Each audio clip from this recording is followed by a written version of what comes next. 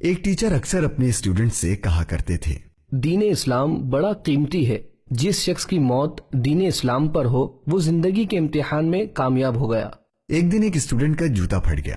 وہ موچی کے پاس گیا اور اس سے کہا، بھائی میرا جوتا مرمت کر دو، اس کے بدلے میں آپ کو دین کا ایک اہم مسئلہ بتاؤں گا۔ بیٹا اپنا مسئلہ اپنے پاس رکھو، مجھے تو پیسے چاہیے، پیسے۔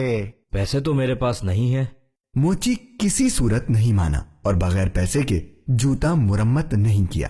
اسٹوڈنٹ اپنے ٹیچر کے پاس گیا اور سارا واقعہ سنا کر کہا، لوگوں کے نزدیک دین کی کوئی قیمت نہیں ہے۔ ٹیچر عقل مند تھے، انہوں نے سوچا کہ ایک پریکٹیکل کر کے اسٹوڈنٹ کو سمجھاتا ہوں۔ اچھا تم ایسا کرو، یہ ایک موتی ہے، تم اس کو سبزی منڈی لے جا کر اس کی قیمت معلوم کرو۔ اسٹوڈنٹ وہ موتی لے کر سبزی منڈی پہنچا اور ایک سبزی فروش سے کہا، بھائی اس موتی کی کیا قیمت ہوگی؟ تم اس کے بدلے کچھ لیمو لے لو، اس موتی سے میرے بچے کھیل لیں گے۔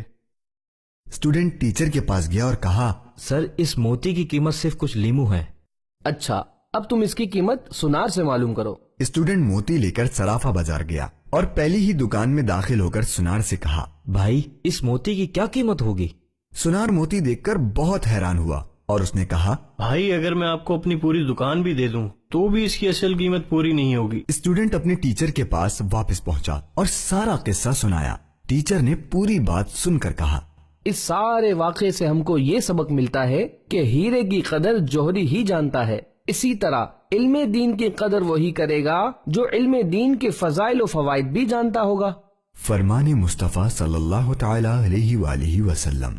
اللہ عز و جل جس کے ساتھ بھلائی کا ارادہ فرماتا ہے اسے دین میں سمجھ بوجھ عطا فرماتا ہے، اور اللہ عز و جل سے اس کے بندوں میں سے وہی ڈرتے ہیں جو علم والے ہیں۔